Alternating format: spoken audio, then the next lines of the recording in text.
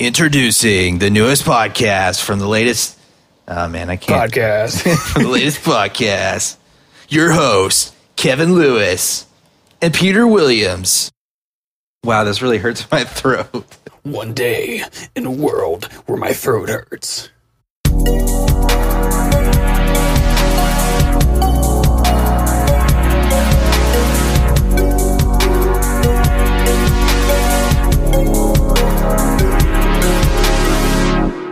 Hello, and welcome to the Interstate Gamers Podcast. I'm your host, Kevin, a.k.a. K-Slugs. My name is Peter, a.k.a. Do It For Real, and I'm also your host.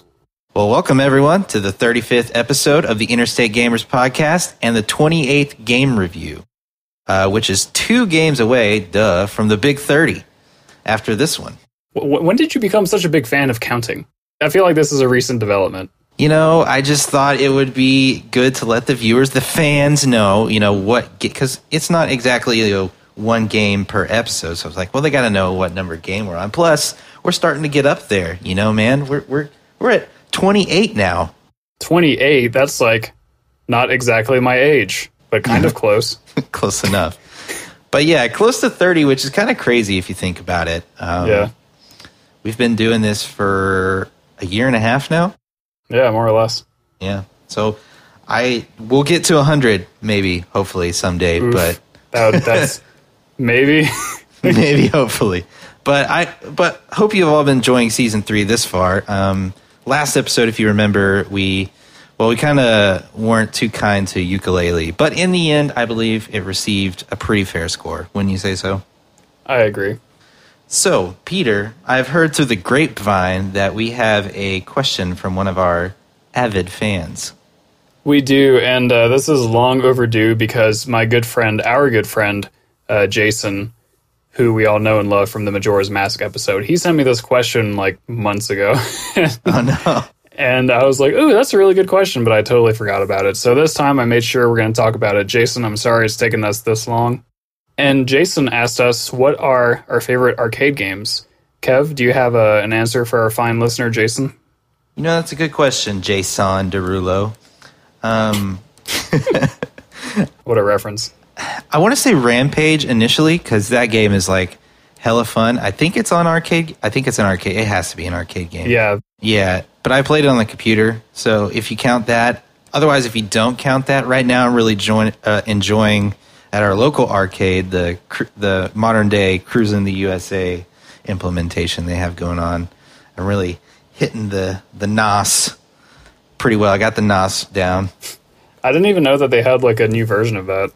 Yeah, it's really fun. That's all I can say. But it's at our arcade that we have. So, Peter, when you come back to Tyler for our wedding, I'm definitely wanting you to try that out. Yeah, I'm going to have to, especially because I'm actually a big fan of Cruis'n Exotica, which was the third in the Cruis'n the USA trilogy. Or I guess the original trilogy. It sounds like Star Wars. I started with Cruis'n USA and then Cruis'n the World, which is also great, and then Cruis'n Exotica, which you could like play as a Martian. Actually, there was a Mars race course you could race in Atlantis. That was one where at my local pizza joint that had an arcade in it, I was definitely getting those high scores. Definitely punching some license plates up there. Damn, boy. Yeah, and now I'm a really good driver because of that game. Right. Or that's what I like to say. Other than that, though, I feel like Galaga's always been one of my favorite arcade games, which actually Jason here mentions that his favorites are probably Galaga, Tapper, which I've never heard of Tapper, and Q*bert. And so I gotta say I agree on Galaga. My favorite memory with an arcade game is playing the Mario Bros. Arcade game. Not the Super Mario Bros., but just Mario Bros. Like where you have to, turn over flip over enemies and all that stuff. I played that with my roommate Mitchell at an arcade bar, or barcade. And that was actually one of the first times we hung out. And like we had so much fun, and I felt like it was a real bonding experience and just, really magical. That sounds sweet. Yeah. So, yeah, my favorites, I guess I'd say, are Galaga, Mario Bros., and Cruis'n Exotica. Fun fact, my dad was like the record holder at his local arcade for Galaga. He would like legit turn over the machine several times, and he was like, you know what, I'm too good at this game. And so he officially retired on 1980. I don't actually know, but What does turn over the machine mean? it's like you basically beat Galaga, but like it goes back to level 1 and you still have your score. I think that's what that means. So I don't know. He uses that term a lot, but just to try to throw his name out there and impress some people. Kev Dad. There you go. My dad's a hoss at Galaga. Anyway, thank you for your question, Jason. We definitely appreciate that. And if any of you have any questions for us that you want to ask in similar fashion, please don't hesitate to do so. We enjoy these questions, and even if we take a month to get to them, we will answer them. Yeah, don't let my incompetence discourage you. Yeah. So, Pete Boy, this game and the next game, I've already kind of spoiled this on our Twitter, but I'm going to go ahead and spoil this now. They're going to be N64 games. And so get hype, Nintendo 64 fans. And so if you haven't read the title of this episode yet, you're probably wondering, what are we reviewing today? And so Peter is going to help answer that question. Yes, I am going to help answer that question. Yes. And the answer to the question is that the game that we're reviewing today is none other than the N64 classic Perfect Dark.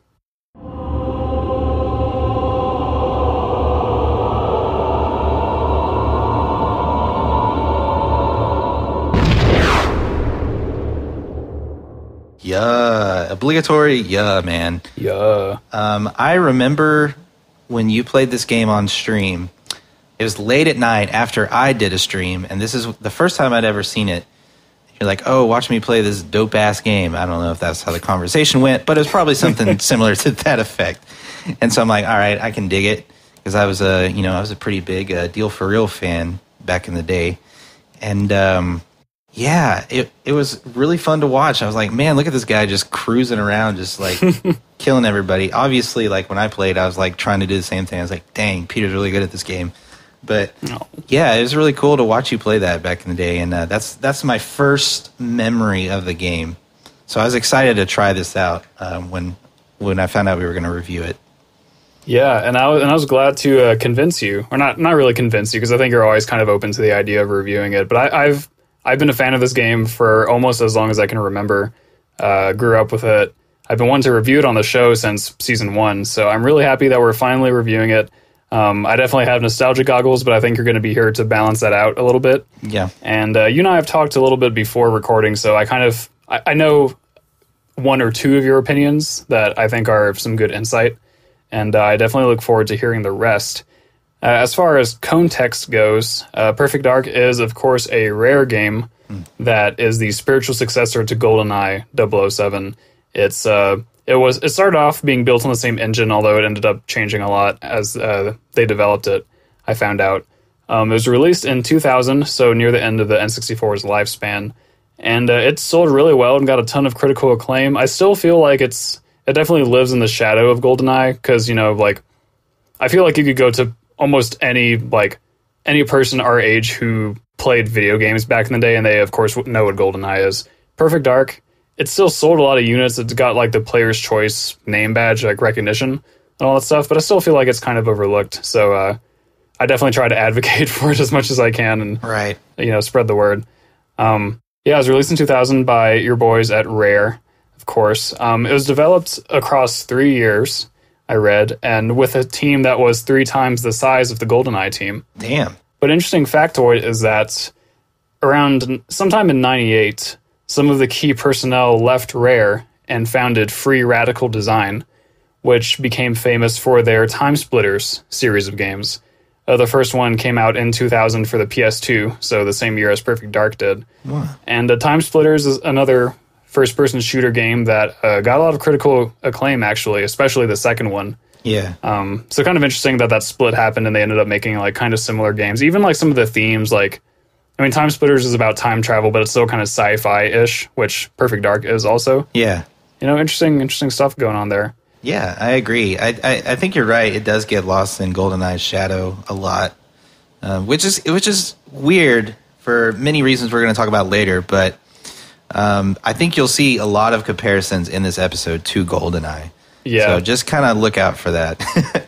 Yeah, kind of like ukulele and banjo. But it's funny because, ukulele, we kind of call it a rare game because of the whole Platonic thing. But whatever negative things I said about ukulele are going to be overwritten by my nostalgia goggles for Perfect Dark. A little more context before I talk about the game itself. It did receive an Xbox Live Arcade remake. Oh, yeah. In like 2012 or 2011 or something like that, which I have played on my friend's Xbox. And the controls are kind of interesting because I don't think they updated the controls for like the normal 2-stick layout. So you have to use the right stick as the C stick, or as the C buttons rather, which I find very weird. So I didn't enjoy the gameplay as much, but they revamped the visuals. The characters in the cutscenes still don't move their mouths when they talk, which is weird to see in like a 2012 game. So they didn't go all the way, but they changed performance issues so there's no like frame drops, and added some some online elements to the multiplayer. So that was a pretty cool remake. I feel like it did the original a lot of justice. Yeah.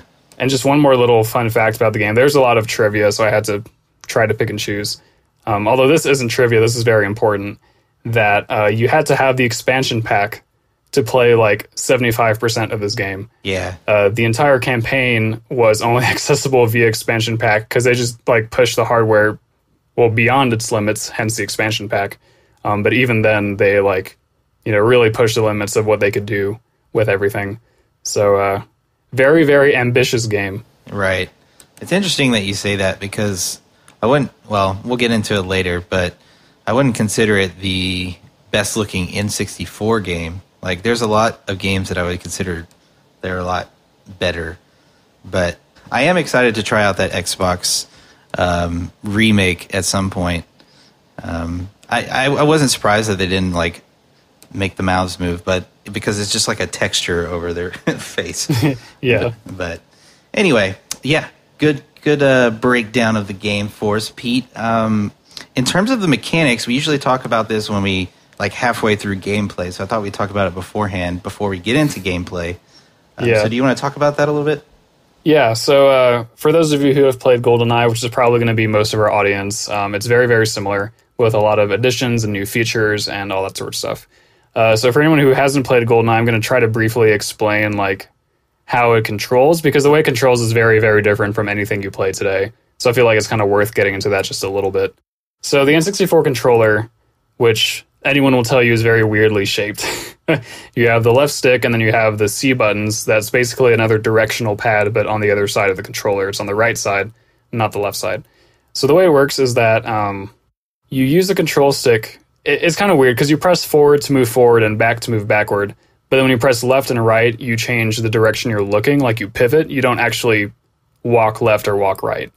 So the C buttons, you press C left and C right to strafe. And then you press C up to look down and C down to look up, unless you choose to invert the Y-axis.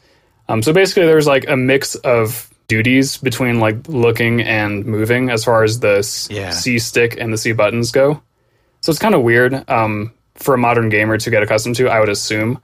But for me, it's kind of the opposite, where I haven't really played modern FPSs to near the extent that I've played GoldenEye and Perfect Dark. So for me, this feels natural, and then I go to the modern system and I struggle, kind of. So, and if you want to aim precisely, you have to press the R button, which is kind of the right trigger, so to speak, and that will aim down the sights. You can change exactly where you're aiming with the C stick.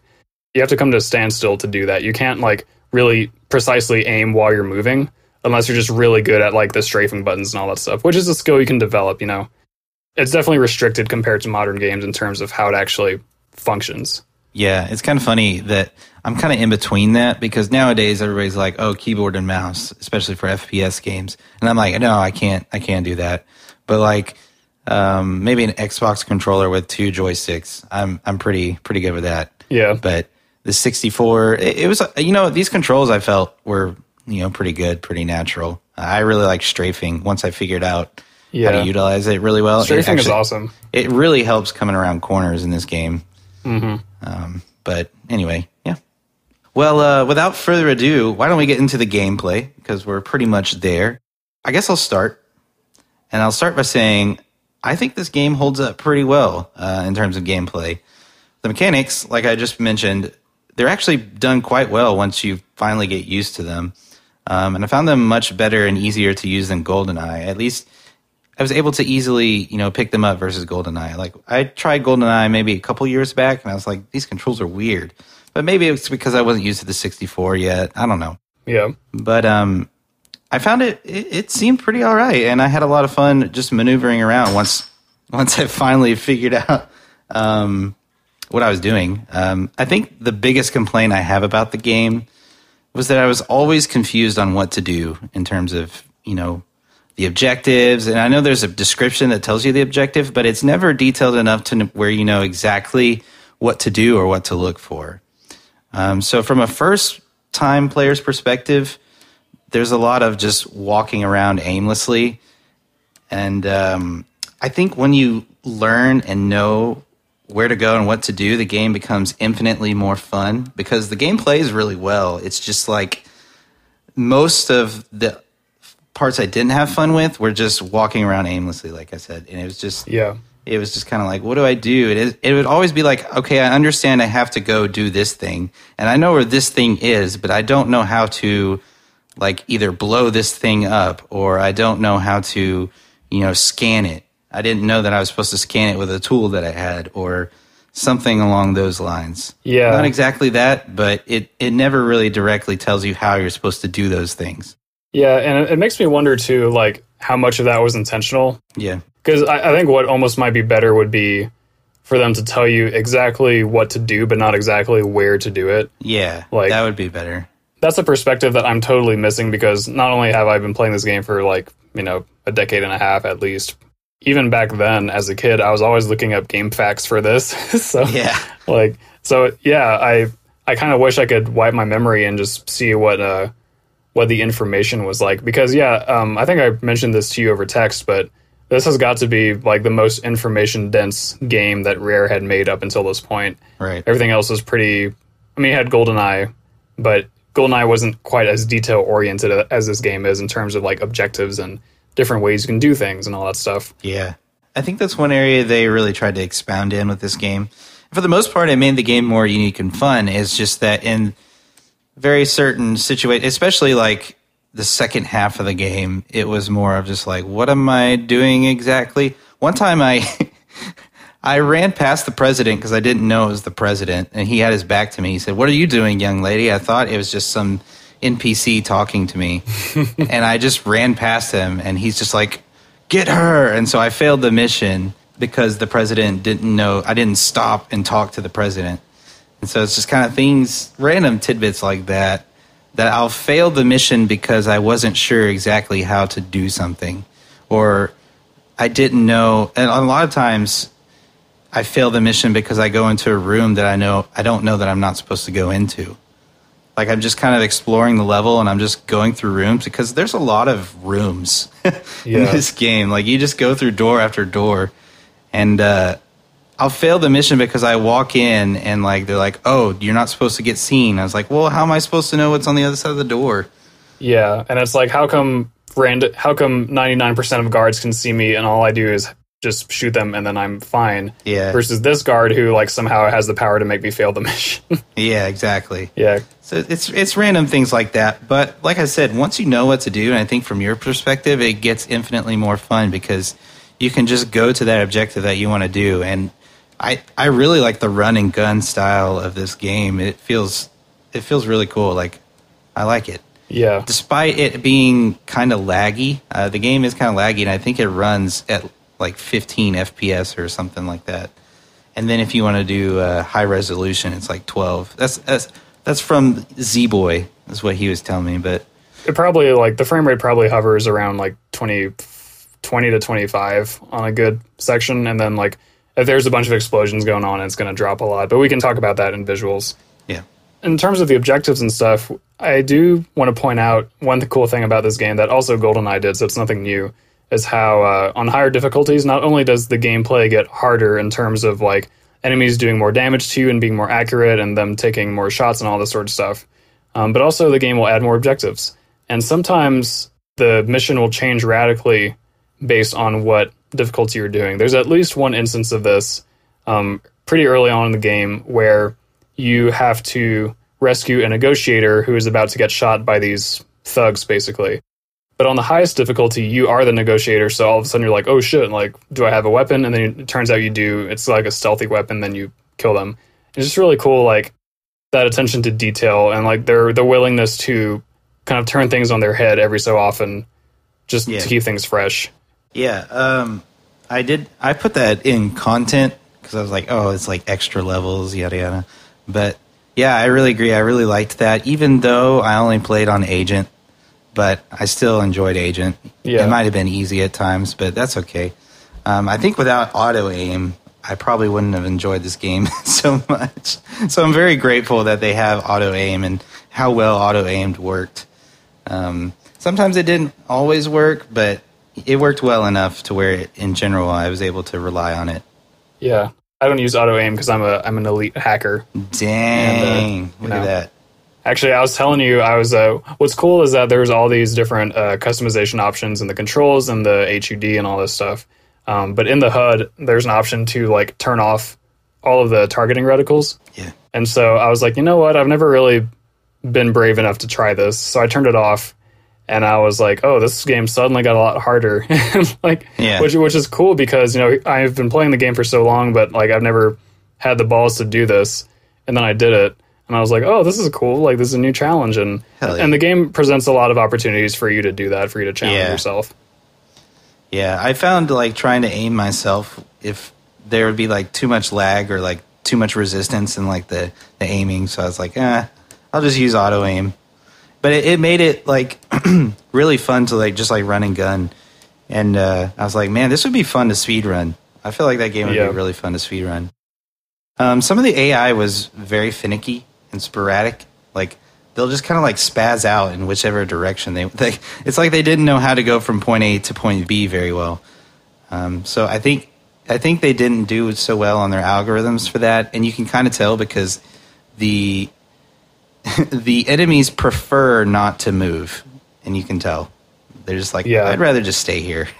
Moving is the exception to the rule. Yeah. Which was still kind of revolutionary at the time. I mean, the AI is a big improvement from GoldenEye. Yeah. Which isn't saying much, but at the time, it was great. Right. But it's cool, though, because some of them do behave in different ways. Like, some enemies will go behind a corner rather than just coming straight at you, as almost every enemy in GoldenEye did. They'll run away and call for their friends in the next room, then they'll all gang up on you. Some of them in the early levels will just chicken out and surrender right at your feet, which I don't know if you've ever seen that, but it does happen sometimes. No, I think so. Yeah, if they lose their gun, maybe. Very rarely they'll just immediately surrender and like throw their gun on the floor. But some of them, when you disarm them, they'll take out another gun, or they'll surrender, or there's different things they can do. So pretty cool. Definitely very easy to take advantage of once you know how the game works. Like, it's really easy to game the system because of the way they fire at you. They fire at you in spurts, kind of like Donkey Kong with his coconut gun. Yeah. And I see what you did there. It took me a second. His coconut gun. If he shoots you, it's gonna hurt. Huh. But what they'll do is they'll shoot at you for like half a second and then take a full second to kind of reorient themselves to wherever you've moved to. So as long as you're moving, you almost never get hit. Yeah. Yeah, I don't know. It is fun to play against that kind of AI, though, because it does become a game of like, oh, if I move in this way, I can do this whole level without getting hit probably, and then it's just fun, Yeah. One thing that's cool, and this is kind of a small thing, but this speaks to the amount of polish and attention to detail that's been put into this game, which I'll talk a little bit more about later, but one great example of this is that sometimes a small detail in one mission will affect something in the next mission. There's a bunch of examples of this, but one of my favorites is that in one of the Area 51 levels, it's funny we're talking about Area 51 given the recent like storm Area 51 thing. Yeah, I know, right? I thought the same thing. I was like, oh my god, I'm actually storming Area 51. And then you actually see them aliens. Yeah. Spoiler alert. Elvis. But in Area 51, there's this one mechanic who you have to subdue in order to get a key card from him. And if you kill him, then you screw up an opportunity in the next level. because if you don't kill him, then you can go to the secret door in the next level, and you open it, and then the same guy comes through, and he's like, hey, what the hell are you doing? And then you can kill him. And the door that he opens from the other side is a door that leads down this really long path that gets you to, like, a super secret weapon. Yeah. And it's just, like, this random Easter egg that you have to go pretty far out of the way for. And in the grand scheme of things, it's pretty little. Like, there's no big, like, branching path moments or anything in the story. But it's just, like, another layer of attention to detail that I really appreciate. Another layer on the cake. Yeah, layer on the cake. I put that in my content section, that exact thing. But I did appreciate that if it did reward you for exploring. Like, you didn't just go down these random hallways and just end up nowhere. Like, you ended up getting either, like, shield or just, like, a different gun that's a lot better. Like, I enjoyed that. That was really cool. And it made me feel like a badass when I, like, got a cool new weapon and I just went to, like, the section that I was supposed to go, and I was like, yeah, you didn't think I was supposed to have this, did you? And they're just like, oh, shit. Oh, shit.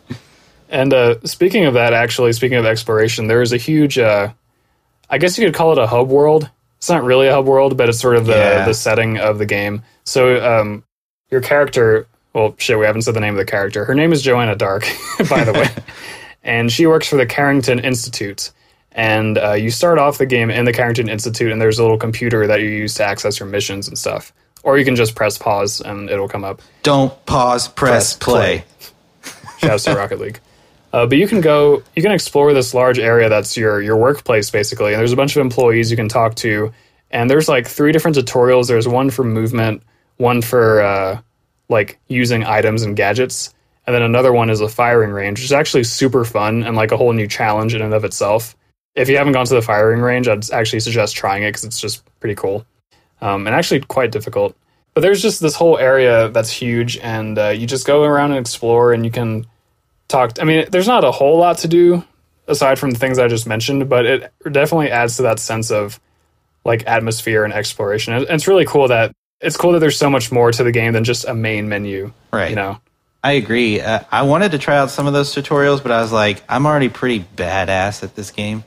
So, I'm kidding. I just... taking dope ass shots. Yeah, I think if I had done that, I might be more on your... Not on your level, but I'd be a lot better, for sure. So, if you're playing Perfect Dark, just know that if you immediately come to the screen and you're like, well, if you go back and you come out of that view and you're just all of a sudden in the Institute, you can press start. You don't have to, if you wander around and get lost, you don't have to reset. You could just press start. And that might be a problem that some of you have. Not saying I had it, but I may or may not have. Not saying you didn't have it. Yeah. But yeah, I got lost. The one last main point I have for gameplay, which I think is actually a huge point in its favor, is that almost every gun and gadget, they all have secondary functions that you can access by pressing and holding the reload button. And instead of reloading, you get switched over to this cool secondary function, which sometimes is pretty similar to the main function, but other times is this totally different thing. Like the Super Dragon, which is an assault rifle, but then if you hold down the B button, it becomes a grenade launcher. And it's like, wow, this is sick. Like, and it's really useful because you're fighting a lot of enemies at the time, and it's like, oh, explosives would be great to use. And boom, there you go. Yeah, I think that's something worth noting is that each gun can have like different kind of modes that it's set to. You can even have like a burst shot, or you can have a single shot. So that was really cool implementation. Once I finally figured out what was happening when I held down B. But yeah, and then like, because sometimes I get stuck in the pistol whip, and I'm like, why can't I just shoot the gun? Because I was just pistol whipping everybody. I'm like, okay, this is cool and all, but I need to be able to shoot someone way across the room. Finally figured it out, but yeah, it's really cool. I like it.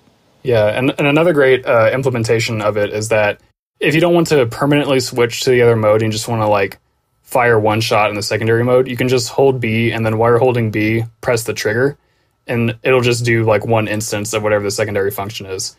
So if you have the Super Dragon and you're, mowing down fools with the assault rifle mode, and then you just want to fire one grenade, you can just hold B briefly, press Z, and then let go of both of them, and it'll just shoot one grenade and then immediately go back to assault rifle mode. That's a very, very useful life hack for all you players out there. A grenade, some might call it. Grenade. Well, cool, man. Anything else you'd like to enlighten us with? There are some cool multiplayer modes that I will talk about in content. Okay. Because there's actually a good bit to talk about, but I don't want to prolong this particular section anymore. Right. So I will save my comments. All right, I'm excited. That means it's time for our scores. Woo woo. Okay, so what did you give yours? I gave mine an 85. An 85? Mm-hmm. No way. Did you give it higher? Check this out. I gave a gameplay. Are you ready? A 91. Dude, man, I'm mad because I'm the biggest shill for this game. I know. 85 is the score that I give it when I'm taking into consideration the fact that I feel like modern players would struggle with it. Mm-hmm. But like for me, I think the gameplay, like personally, I give it like a 100. I think it's amazing. Right. I understand that. Don't feel like you have to change your score. Me personally, I found that this game, it played really well. There's some lag.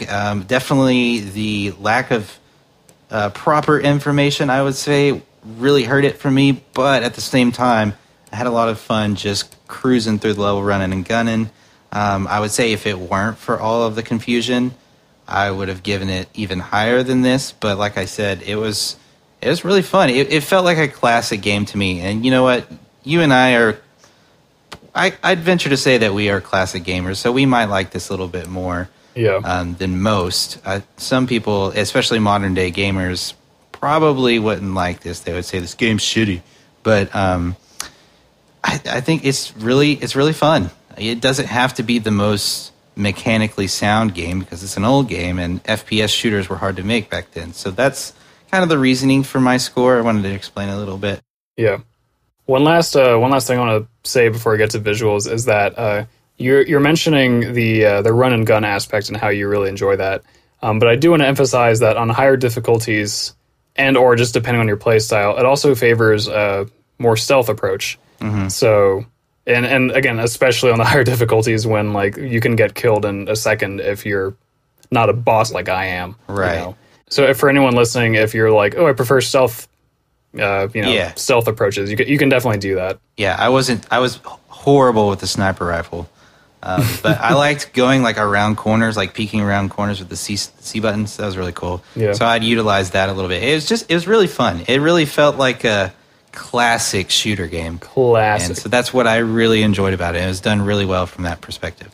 But moving on to everyone's favorite section, aesthetics.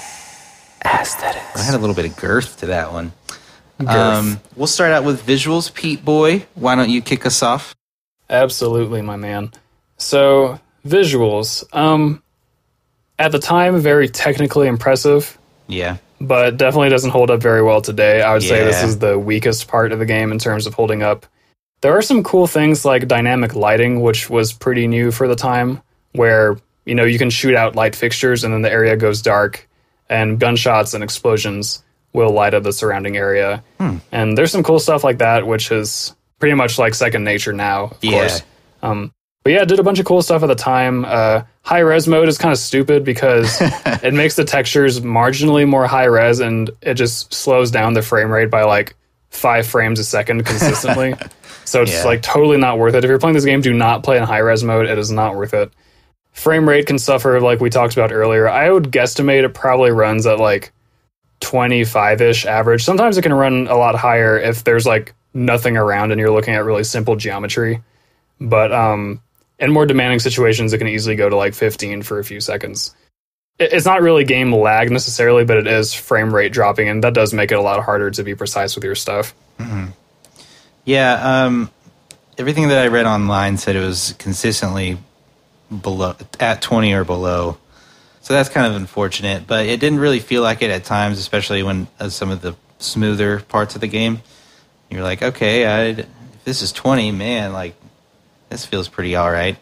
But I guess the movement wasn't too intricate. But one positive thing I'd have to say is I agree with you that the graphics don't really hold up, like totally. But I do like the design of the levels. I think the levels are all unique, and I think they look really good. And we talk about this a lot on the show, but I felt very immersed into my environment. Yeah. I definitely okay, I'm randomly in the mountains because my plane crashed. I definitely feel like I'm in Area 51 or in this super secret station or whatever, or like in a corporate building. Like, it was pretty cool. Yeah, I read that they actually developed the environments before they developed the story. Oh, so they were like, sense. what do you want to make? It's like, oh, I want to make a cool skyscraper. Or I want to make Area 51. They're like, okay, we'll figure it out. All right, do it. Yeah, that's really cool. That's the approach that Bethesda often takes. They say, we make the world first, and then we build the game. And I was like, that's a really good technique. Yeah. The animations were really slow and funny looking, I found. I remember one dude, I shot him, and his death animation, this is very early on in the game, his death animation, it must have glitched out because he was going like unbearably slow. Like, it legit looks like Keanu Reeves in The Matrix, and he was just like slowly falling down. I was like, what are you doing? Like, he took forever to hit the ground. I thought it was pretty funny. I think that's a glitch. That's pretty funny. I'm not sure I've seen that before. It only happened once. They did a lot of motion capture for all that stuff. Actually, the guy who plays Joanna Dark, there's some scenes where she's in high heels, and so they had like this dude wearing high heels trying to walk around for mocap. Pretty neat. That is pretty neat. Yeah, the animations, they have a lot of character though to them, even if they're not always technically impressive, but they really do like if you shoot a guy in the face, there's like a pretty good chance he's gonna do a choking animation and yeah, and also like make a sound at the same time, which actually is kind of disturbing. But they definitely put a lot of love and care into making people die in interesting ways. Those guys are rare, always morbid. Jeez, chill. I do want to talk about because I think in terms of graphics or visuals, there's definitely a difference between graphics and design. And I feel like as outdated as the graphics might be, I feel like the design is really creative. And you can just tell they had a lot of fun designing like the different aliens that you encounter, designing the weaponry, especially the alien weaponry, which can look really, really cool and like has really cool reload animations. Like, everything's just very stylized in kind of that Blade Runner type of way. Yeah. So it's nothing totally revolutionary because, stuff that's been in this aesthetic has been done before. But they did a really good job of it, and that kind of thing transcends the graphics, Like, some things are stylized enough where it still looks cool, and I appreciate that. Yeah, it's funny you say that. I actually wrote down, you could tell they had some fun with the graphics. Yeah. As it is rare, and they tend to do that. So I agree with you. I also thought it was funny that you said there's a difference between graphic and design, and it's funny because you're a graphic designer. Mm-hmm. So that was funny. But yeah, no, a lot of the designs were pretty fun, and I wouldn't say it's like lighthearted because it's a very serious styled game, but at the same time, it's also not. It's like got some comedy to the side, and that style is prevalent throughout the game. So yeah, I really liked some of the things that they did. Like I said, overall, I'm probably not. Don't expect too high of a score from me. But there are some things that it did well. I agree. Yeah. We got to talk about the cutscenes, too. That was a cutscenes. Pretty big deal. Of course, I guess you could say that on the N64, and probably in 3D gaming in general, Ocarina set the standard for cutscenes. But this game has a lot of them. This game has like over 45 minutes of fully voiced, may I add, cutscenes. And they do some pretty cool shots, and sometimes the motion capture kind of struggles and things look a little silly. Yeah. Especially because people's mouths don't move when they talk. And so when it's like zoomed in on someone's face, it's pretty funny. And the people have their little like cube hands, so they're pointing at everyone with their fists and all this stuff. I'm actually reenacting that right now as I sit here, and it's pretty funny to imagine like pointing to someone with your whole fist.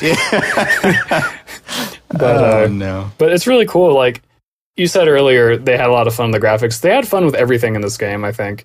And I think anyone who plays that can see it, but it's really captured well in the cutscenes, like both in terms of the visuals and the audio, which of course is our next section. But they definitely had a lot of fun, and the cutscenes, they're really enjoyable. I almost always want to just watch them just because they're funny and kind of corny and everything. I think the best one the one I enjoyed the most, I didn't really, like, some of them I was like, meh, and some of them were really cheesy. But the best one, I think, was when Miss Joanna, like, is hiding up in the ceiling, and one of the guards is like, hey, where'd she go? And she just, like, comes down and, like, bops him on the head, and he's like, Dunskies. Yeah. I was like, oh, wow. Like, she has an animation for, like, coming down from the ceiling. So now that you said that they did the, what do you call it? Mocap, yeah. Now that you said that they did that, I understand how they did it. But before, I was like, man, that actually probably was pretty tough during the day. Yeah. To just animate that whole cutscene. For anyone who doesn't know what mocap or motion capture is, because I didn't explain it, it's when they put, like, little foam balls on the actors. Yeah. And they, like, use computers and cameras to track the movement, and then they convert that into animation. So they're not, like, hand animating. I'm sure they have to do some cleanup, but it was definitely, like, pretty new-ish at the time for people to do that for video games. Yeah. So, very cool. This is kind of my last visual point, but one random thing I really love is how stylized the menus are. We often talk about the user interfaces of the games we play. But what's really cool is, so the theme for the menus is that it's presented as a little overlay that's kind of projected onto your face. It doesn't show this literally in the cutscenes, but whenever you press pause, like, a little arm will come out of the corner of the screen, and it'll project the menu in this, like, translucent blue color. And every now and then the text will start to fade, but then the projector will, like, refresh it with this really cool visual effect. And it's just so sick. It's like, you know what I mean? I often talk about people going above and beyond, and this is, like, a great visual example of it. Like, it just does so much to make you feel like you're in some, you know, near future kind of dystopian sort of Blade Runner thing. It's perfect.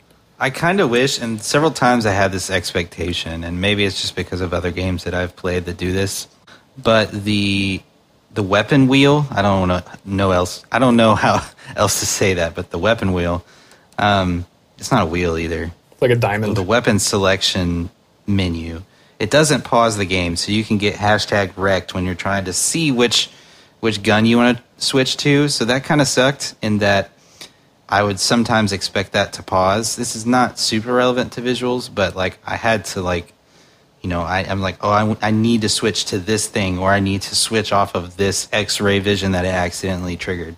And I'm getting shot, and sometimes it did lead to my death, which I didn't die too many times, but every now and then I did. But one time, I do remember it did that to me.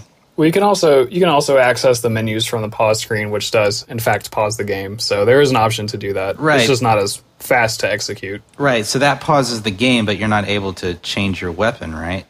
No, you are. If you scroll a couple screens over when you're paused, you can choose any of the weapons and gadgets. Really? Well, hell. Dang, that would have been useful. See, the more you know. See, I wish there was a way to know that, but that's fine. Well, that's cool.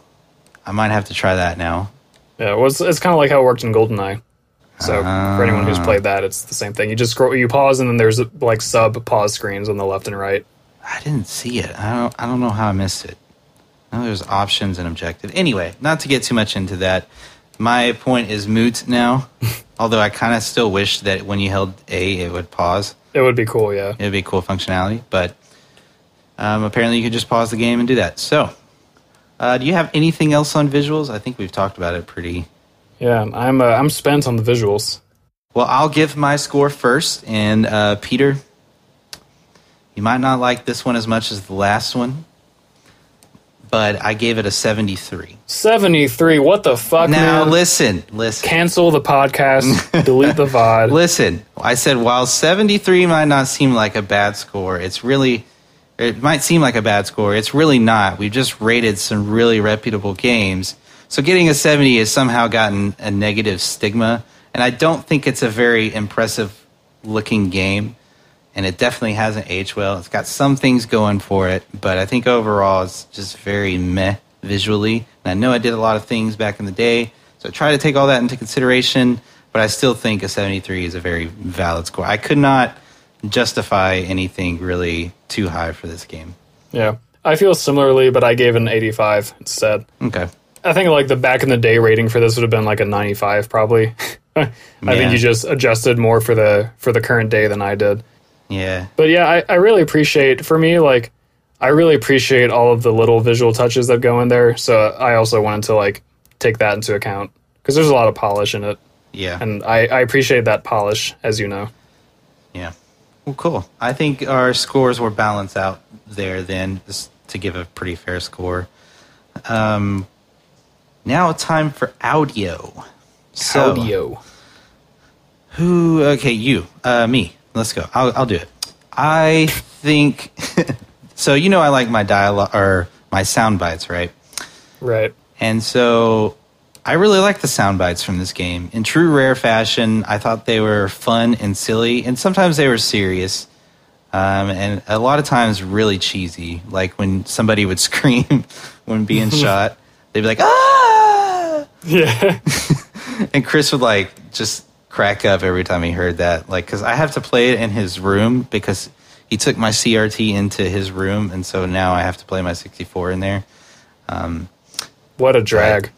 What a drag. But he would laugh every time he heard that. He just thought it was so funny. But I thought some of them were fun, especially like the enemies when you'd shoot them, or like Joanna when you're just walking around, she says something or she's communicating to people. The dialogue and the voice clips were very, back in the day, it was hard to get like high quality voice clips and just pack it all into this cartridge that already has so much into it. And the fact that they even incorporated dialogue is quite amazing. But they were low quality, but like I said, not many games from this era had voice acting or dialogue. So the fact that it was like completely voice acting and dialogue was really cool.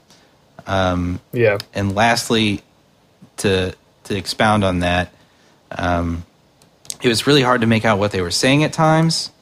But once I enabled captions, which I'm super grateful for, I'm so glad they did that. It made things a little bit, it made it feel a little bit more immersive. Yeah. Like I couldn't tell what they were saying without the captions, but once the captions were there and I knew what they were saying, it made it feel more real and gave it more flavor. So, and then the soundtrack, of course, is pretty baller. I think you can really hear Grant Kirkhope in it. He's one of the composers, right? Yeah, he's the main composer. He's the main composer. You could really hear it. Like some of the tracks and elements of the music are like straight from Banjo and Donkey Kong. Like they sound so similar.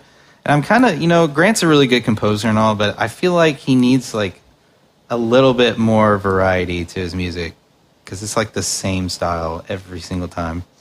Yeah, I mean, granted, like, the games we've discussed with music by him have all been either of this era or supposed to be of this era, as in Yuka. Yeah. But I agree, like, it's really interesting. I want to circle back to the voice acting thing after I talk about the soundtrack. Yeah. But yeah, actually, that reminds me, I want to briefly interrupt this episode with, like, a short musical comparison clip of, like, a certain Banjo song with a certain Perfect Dark song, because it is totally obvious, like, that there's similar things that Grant does. One thing, that this is going to be a little bit music nerdy, but I'm happy because I don't often get to do this, is that he often uses what's called the tritone. I believe it's called the tritone, but basically, if you're playing a C scale and then you play the G, you go a half step down to the F sharp. And that F sharp, that kind of dissonant note, is called the tritone. And Grant Kirkhope uses it all the time in this game, in Banjo-Kazooie, and Perfect Dark. And you guys will hear what I mean when I play this little sound clip at whatever point. So I kind of see what you're saying, where you kind of wish that it were different. But what's cool is that the way that he dresses up the track with the different instrumentation and the different atmosphere, of course, that goes super far in like fleshing out how the game sounds. Because obviously you don't have like goofy trumpets and whatever like you do in right. and Banjo-Kazooie. It's almost very procedural now that the way that you described it. It makes it sound like he has this procedure that he varies each time, but he's like, people contact him and they're like, oh yeah, this will work for this. He's like, we'll have this procedure and then I'll flavor it up a little bit. Yeah, well, I mean, people just like, generally people have a way of doing things, right? Yeah. I mean, I'm sure that a lot of my music has similar tracks that you can follow. So, I mean, it's not a bad thing, I don't think. Right.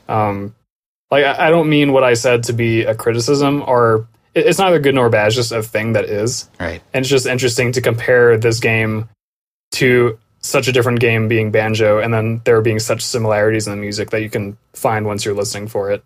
Yeah, I hope your buddy Grant's not listening. I didn't mean it. I swear. No, but I really enjoy the music, though. I love the soundtrack. I bump it just randomly every so often. I'm listening to it lately, especially to get myself pumped for this episode. So yeah. It's pretty good, like nighttime driving music, given the dark themes. Perfect dark themes. The perfect dark themes. That's really cool information. I don't know what song you just played from Banjo-Kazooie. I would have thought Banjo-Tooie, the Mayan temple, would have been. It's like right in line with one of the Perfect Dark songs. It's kind of obvious, but I might go listen to that and see if I can recognize what Perfect Dark song it sounds like, and if so, I'll definitely match those together. Sweet.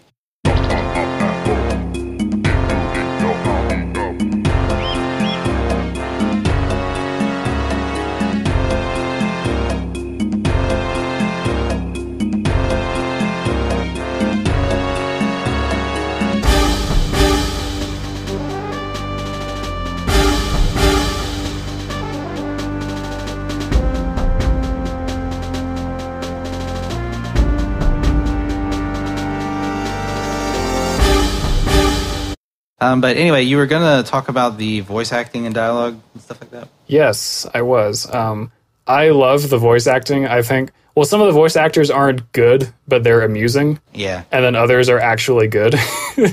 So I think it always works out. One of the characters, Mr. Blonde, well, he's not really a character for spoiler-related reasons, but he has like this insanely deep growling voice, which totally fits his character. Right. But I'm not going to do it justice, but there's this one scene where you're spying on this meeting that he's having with other villains. Yeah.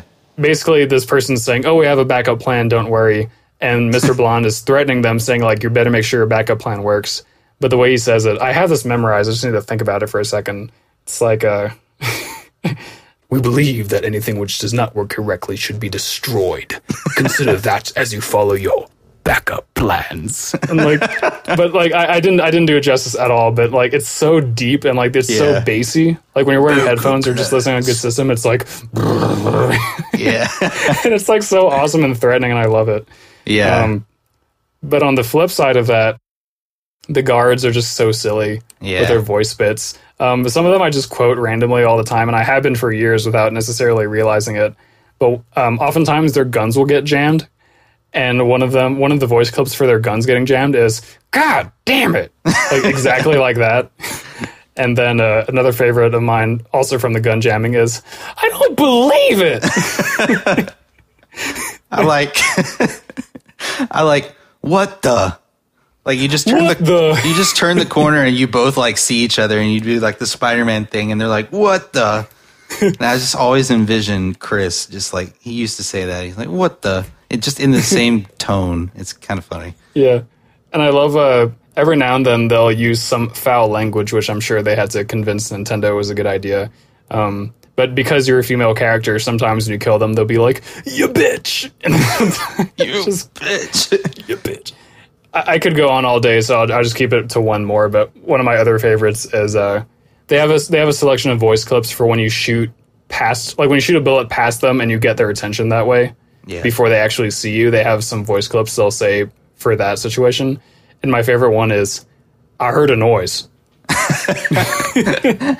It's so funny. Nah, shit, you heard a noise. But yeah, the guards are awesome. Outside of the guards, which is, of course, my favorite sound bits, I like the sounds that the weaponry and all the other stuff makes, too. Some of them are pretty cheesy, like sci-fi sort of typical sounds, but they kind of work in the game because it's not a totally serious game. As we've mentioned, there's some humor to it. One thing I do kind of question is how one of the most common guns in the game, the CMP-150, it's the submachine gun that all of the guards in the early game have, but it sounds very wimpy. It's like, or like, I don't know, it makes some kind of weird, like, it sounds like a toy, but it's actually like a pretty powerful gun. So I don't know, it's just interesting. Yeah, I don't know. It's like, is that the gun that everybody pretty much drops? Yeah, it's like, it's the one-handed gun that you find like all the time, and you know.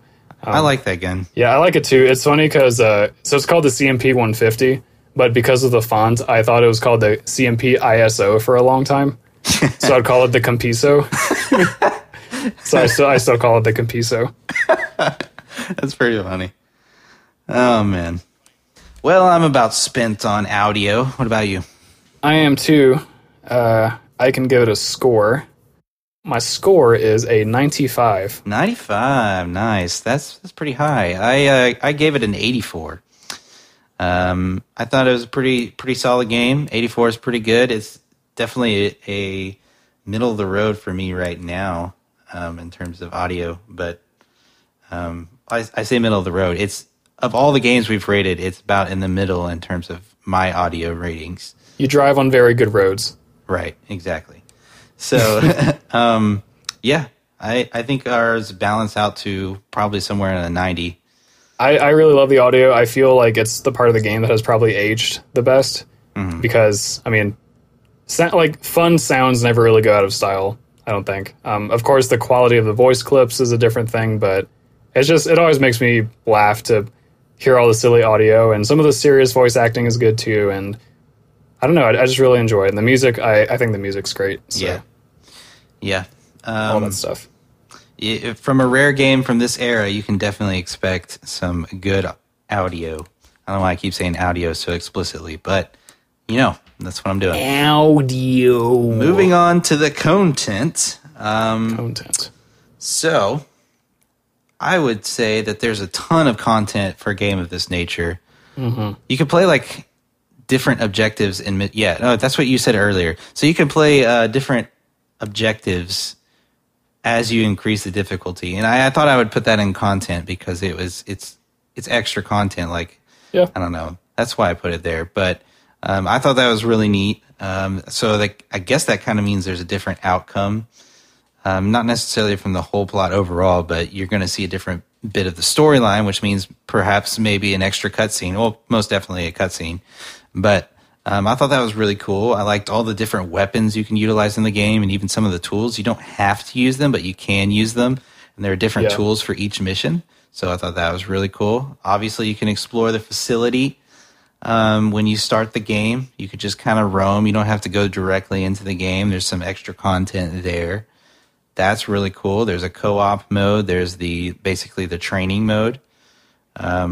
So yeah, for a game of like this, I thought that was really cool. They went the extra mile, and to top it all off, the story mode was really good.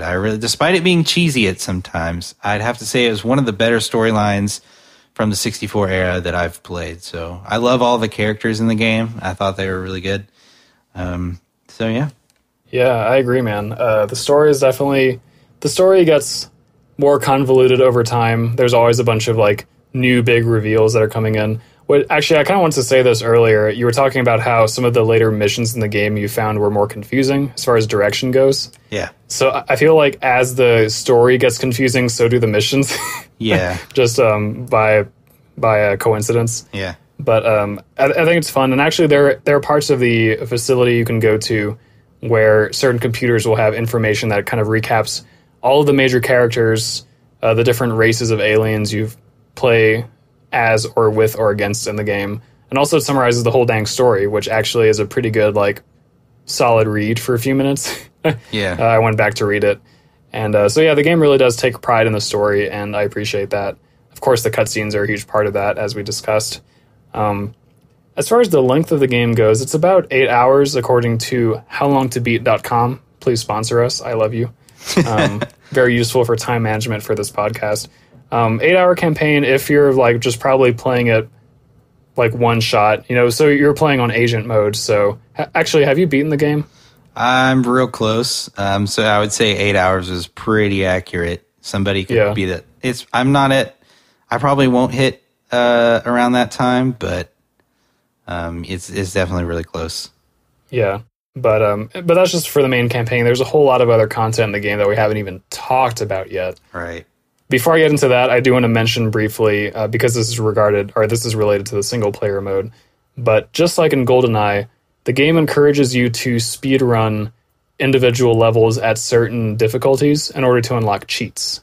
And yes. the cheats are a fun range of things. There's all guns and infinite ammo, which are like the big daddy cheats, which are very hard to get. And I actually got those fairly recently. Like, I mean, several years ago, but compared to how long I've been playing the game, that's still pretty recent. But it's cool that they encourage you to speed run in a way, and that you get cool rewards for doing that. As far as the multiplayer content, that is a huge part of this game. Actually, if you don't have the expansion pack, you can only play multiplayer, which is funny. But the main meat of multiplayer is the combat simulator mode, which is kind of like their versus mode. Right. But it's really cool because this kind of encompasses many things. It encompasses local multiplayer, but also local single player against bots. So, and that's the thing that GoldenEye never did. So this is a huge step forward already with these bots that have different types of AI that you can customize, both in terms of like habits that they have. Like you can choose AI that are more defensive or more aggressive, and there's many different variations of that. Yeah. Or you can just make them like generically easy or generically really goddamn hard. Like there's options for that, and of course you can have any combination of like, they're called simulants. You can have any combination of simulants. Symbol. Oh god, I'm getting really into it when I start messing up all these words. Yeah, you're getting excited. I love this game so much. So you can have any combination of humans and simulants on different teams. There's like a bunch of different team options. You can customize your character with like any head and any body from the main game, plus some extras, which is really fun. Wow. Fun fact: Shigeru Miyamoto's face is in here. Whoa. So you can play as your boy Shiggy if you want. Dude, that's that's really cool. Man. Also, I heard, I don't know how true this is, but I read that Daniel Carrington, who's your boss in the story, apparently his face is Robin Williams, the actor. Huh. Which, I don't know if that's true or not. I mean, it's hard to tell because it's kind of blurry and stuff. Yeah. You know, but apparently that is Robin Williams. Although he's not voiced by Robin Williams. He's voiced by some dude that sounds either Scottish or Irish. I can't be sure because I'm not. Yeah. Too soon. So fun facts there. So in the multiplayer, there's a bunch of different, there's like a death match, there's capture the flag, there's a bunch of different little games like that, or game modes. You can also totally choose your, like the weapon loadout, not loadout, but the weapons that are available in the map, which is something you can very, very fine tune, which I love because I enjoy like my particular little set of weapons. Everything is customizable to kind of a ridiculous extent for the time period. Yeah. And even now, I feel like the standard of customization is still a very high one. Like it still holds up in terms of the flexibility that you can enjoy. I agree. Some people they don't really take customization that seriously. They're just like, oh, we just need the main base foundation game, and then we're going to offer maybe if there's more customization, it's going to be DLC, and you got to pay for that. It's really nice that they went this far, and I think it deserves a ton of credit for that. Yeah, and I will say I'm a huge advocate for it because it just totally increases the replay value. Right. And like I talked about this earlier, where like even the way that you customize the HUD can totally change the way you play the game. And like that's a little tiny thing, right? Like that's very easy to implement, and it just like totally adds to the challenge. The hood. And if you just imagine like with this combat simulator multiplayer mode thingy, like there's just so many things you can change in it. I've been playing the game for years and years, like partially because of that. Because as much as I love the single player and I spend most of my time there, I also spend a fair amount of time playing against bots and just like changing up the type of game and changing up the level and changing up this and that and the other. And like it's so entertaining. I just love it. Man, I feel a hundo coming on. I don't know about the rest of the audience out there. Audience, what do you think? Yeah, see, they think 100. 100. Hundo. And I didn't even talk about well, actually there's still a bunch of content I haven't talked about yet. That's how crazy this game is. Yeah, there's a lot of content. And I think we could probably go on, but I think, it is really amazing. It's quite impressive. I did not expect, I guess I expected it a little bit to have a good content, but I didn't know just how good and how much before playing it. And now I do. And I'm really glad I got to play this game because I know it's near and dear to your heart, and being able to see it unfold in front of me is really nice. I know I rated audio a visual 73, but in the grand scheme of things, I really enjoyed playing this game and seeing everything that you've been talking about. And content was one of them. It was really prevalent to me that how much time and effort they put into the game. And you can see it through how much content there is. You always just really love a developer that will go that extra mile for you. And that goes with anything in life, right? You just like, if this person goes the extra mile for me and they give me that extra content I desire, they didn't have to give me this content, but they did. That says a lot. And I think Rare's always been good about that. And not only that, but giving it their own flavor and giving it their own feel. I think, it's just well done. Well done. That's my piece. Yeah. You know what? Once we reunite in Tyler this year, we're going to have to play some of the co-op mode and also the counter-op mode, which is really cool and something that's not often done in games. Hell yeah. This is the segue that I wanted to finish up my content comments. There's co-op mode and counter-op mode, and both of those are different ways that you can play the campaign with a buddy. Right. And with or against a buddy. So co-op, it's like full-fledged co-op. Both of you, it's split screen. Both of you have all the same tools at your disposal. One of you is Joanna Dark, and the other is Velvet Dark is her name. She's like the sister, but it's not really canonical. It's just, they needed a second person, so they made her. But you can also play with an AI controlling the second person, which is pretty cool. That is cool. And then counter-op, one person is Joanna Dark, and the other person spawns as a random enemy somewhere in the level, and you have to go find Joanna Dark and try your damnedest to kill her. But of course, you're just a lowly enemy, so you have not all that much ammo and practically no health. So whenever you die, you respawn as a different enemy. Or if you don't like the enemy that you started with, you can take a cyanide pill or something. It says explicitly cyanide pill or suicide pill, and I'm like, oh shit, that's kind of dark. Holy crap. But you take that and then you respawn somewhere else, so you can try to roll the dice and see if you get a better spawn. Unfortunately, I've never had really a good opportunity to play counter-op mode with people because I don't generally know many people who like this game and want to play it with me. But people, so we're gonna have to try that when I see you next. Hell yeah, we'll do it. Yeah. Well, man, do you think it's about time we wrap up the last category? One more thing. One more game. One more game. So the last thing I want to finish with is actually I'm going to cheat. Two things. The first one is that in the combat simulator, I wanted to mention this. So all the customization that I said, all that stuff is great. But there's also single player challenges that you can play where it creates little preset situations. They're basically little missions, but instead of being in the campaign, they're in the combat simulator. So it's more just kill a bunch of enemies or, win a game to capture the flag. But there's a bunch of that, so that's really fun and adds to the longevity of the game. So that's out of the way. The second thing is that there are some bonus missions in the campaign where you can actually play as different characters besides Joanna Dark, and you get to see some different perspectives of what happens, because they are canonical moments in the story, but they're ones that you didn't see. So I feel like that's actually really cool. That is really cool. I love games that do that.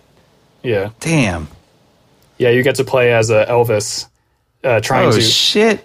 Yeah, no so I'm going to have to show you this on stream one day, now that you know about the game and know the story and stuff. But one of my favorite missions in the game, period, is this bonus mission where you start off as Elvis and you have only a third of your health because you just got captured at Area 51 and you're about to die. But you wake up and you basically play backwards through Area 51 compared to what Joanna does. And you get to this room where you send out the distress signal, but as soon as you do, you get tranquilized, and then you end up back where you started, and then that's the point where Joanna comes and rescues you. Oh, that's really cool. Wow. Yeah. So there was a Star Wars game. It was Episode 3 for the Xbox, and it's not necessarily that, but it's alternative perspective.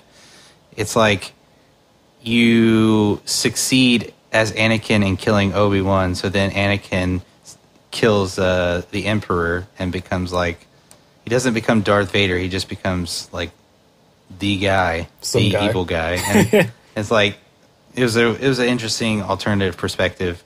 He's it's over, Anakin, I have the high ground. He's you underestimate. He's don't try it.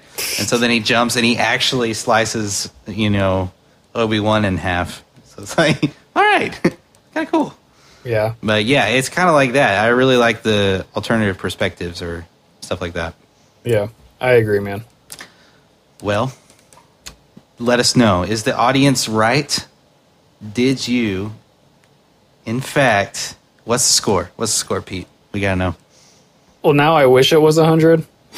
It is, in fact, only a lowly 95. Lowly 95. Well, don't feel too bad because I gave it a 94. So we were like right there. Right there with each other. Right there together to the end. To the end, my brother.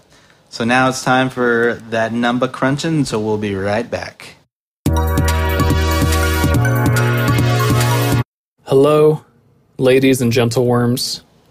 It is time for the number crunching to finish. I almost said the wrong thing, but we are coming back from the number crunching, so don't worry. The podcast is still making forward progress. So we've gone over everything, and we think you will be pleasantly pleased by how our scores kind of came together in the end. The recap from my end is gameplay at an 85, visuals at an 85, audio at a 95. That combined with visuals gives me an aesthetics rating of 90. And then my content was a 95. So all that being said, my final score for this game is a clean ass 90. There you go, dude. Clean as hell. For me, I had gameplay at 91, visuals at 73, audio at 84, which brings my aesthetics to a 78.5. And then my content was a 94. All of this to say, my overall score was an 87.8, so very close to Peter's score, which together our combined IG score is 88.9, which, if I rank it real quick, I've got the numbers in front of me here, and they say that Perfect Dark ranks number 15 out of our 28 games, which is kind of crazy because it's almost an A. And yeah, it's like I was about halfway. to say. We've played some good games. We really need to play some shitty games like ukulele more often. I'm just kidding. It's not that bad. It's a good game. I feel like we harp on it way too much, but it's just a meme at this point. It's just a meme. Good old fashioned IG meme. Chopper but attack. yeah, I agree. We need to sit down and come up with some real stinkers for the next season. Hey, and now that we both have Switches, we can just review a bunch of shitty games from the eShop. Yeah, and just that'll be our off season. We're just like, hey, we randomly played this game yesterday and it sucks. So here we are. We're rating. Anyway, so this was obviously a fun episode for me. I probably went on too long, but you know what? Screw it. This game deserves all of the hype. I love it so dearly. If you are a fan of GoldenEye, then you have to play this game. You have because I would say it's objectively better. It is. And also, for me, subjectively better. Objectively speaking, from my point of view, it's definitely better. I have a little bit bias because I love you so much, but I would say that it definitely is a step up from GoldenEye. I mean, it's just it's almost like a sequel, but like better in every way. Yeah. And they went away from the 007 thing, so they were able to do more, right? So it was really cool. Yeah, and I would say also, kind of on the opposite side of this, I would say do not necessarily bother yourself with the Xbox 360 sequel called Perfect Dark Zero, because that game is apparently not very good, or at least it's forgettable enough that I forgot to mention it at the beginning of the episode. So, right. Yeah. But maybe do play the remake of this game, because I'm actually interested in that. Depending on the price. That'd be cool for you to try out and then report back to us with your findings. Hell yeah. Well, I guess it's that time. We wrap up the episode. So you can find us. You know where to find us. You've found us this far. We have a Twitter. We're very active on Twitter. Facebook, not so much, but we try. Instagram, kind of the same deal, but when we do make Instagram posts, they're pretty fire. But you can find us on Spotify. You can ask Alexa where to find us. She'll probably play an episode for you. I don't know, maybe. So yeah, and then we're working on some cool stuff for you. Our website currently is theigcast.com. So any one of those mediums, you can kind of keep up with us, and definitely subscribe if you like us. if you're new here. Yeah, definitely also send us any questions you might have for us to answer on the show, like our good friend Jason. Yes. Shout-outs to him. Shout-outs to me for being such a good friend and remembering his question months later. But I'll be better next time, I promise.